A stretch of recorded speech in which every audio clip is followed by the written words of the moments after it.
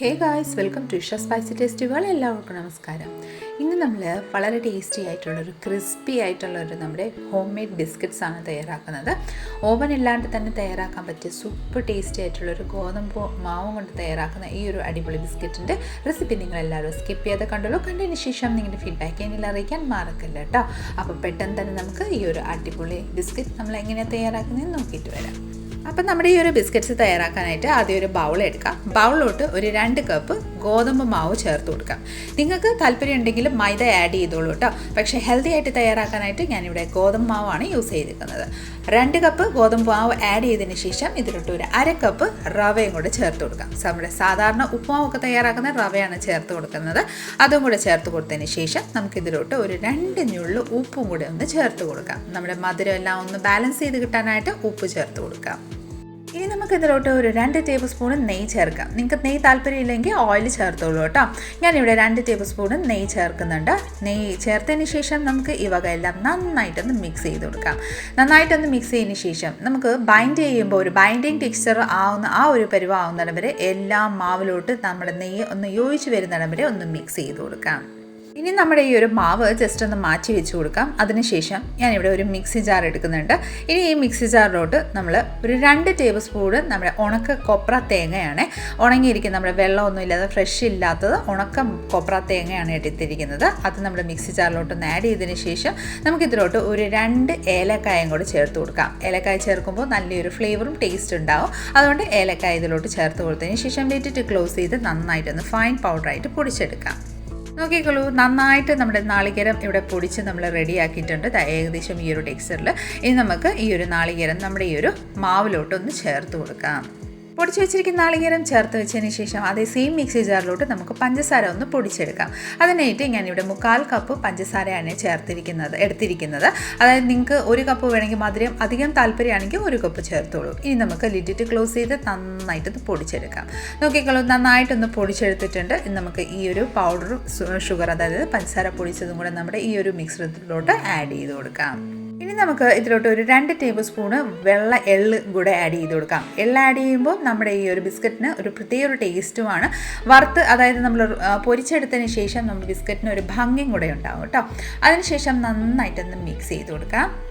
നന്നായിട്ടൊന്ന് മിക്സ് ചെയ്തതിന് ശേഷം നമ്മുടെ സാധാരണ നോർമൽ വെള്ളം കുറേശ്ശെ ആഡ് ചെയ്ത് നല്ലൊരു സെമി സോഫ്റ്റ് ഡോ ആയിട്ട് നമുക്കൊന്ന് കുഴച്ചെടുക്കാം. വെള്ളം അധികം ആവാണ്ട് തന്നെ കുറേശ്ശെ യൂസ് ചെയ്ത് നന്നായിട്ടൊന്ന് സോഫ്റ്റ്, അതായത് സെമി സോഫ്റ്റ് ഡോ ആക്കിയിട്ട് നമുക്കൊന്ന് കുഴച്ചെടുക്കാം കേട്ടോ.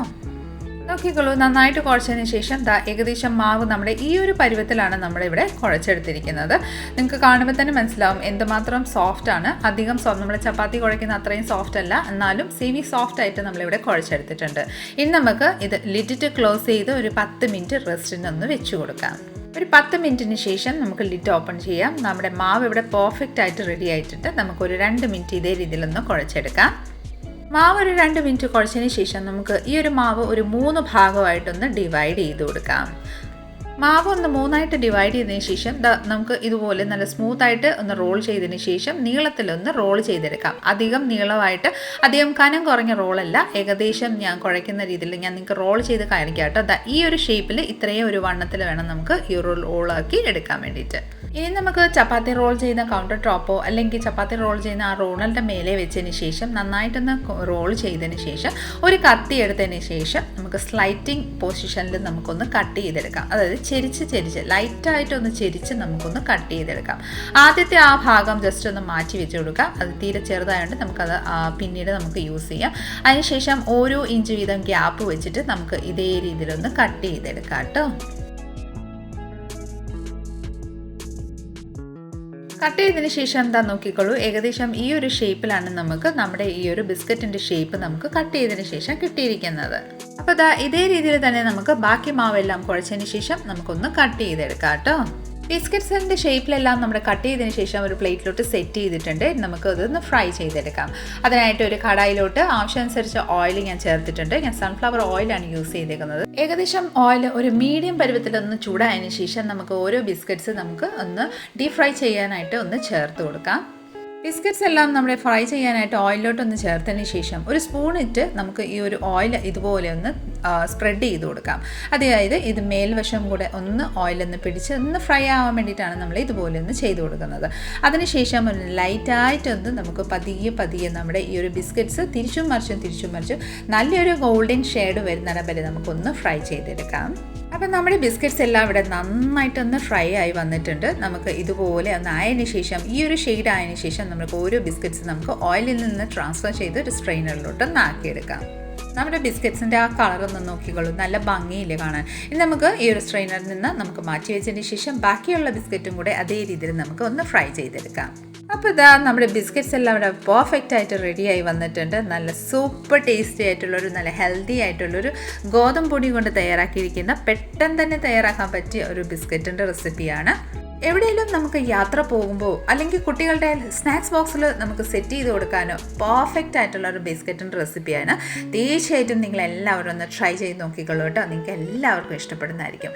അധികം ഒന്നും ഓയിലും കാണില്ല, നല്ല ഡ്രൈ ആയിട്ട് തന്നെ നമുക്ക് റിസ്ക് ഒക്കെ വാങ്ങി കഴിക്കുന്ന അതേ രീതിയിൽ തന്നെയാണ് നമുക്ക് ഈ ഒരു ബിസ്ക്കറ്റ്സ് നമ്മൾ തയ്യാറാക്കിയിരിക്കുന്നത്.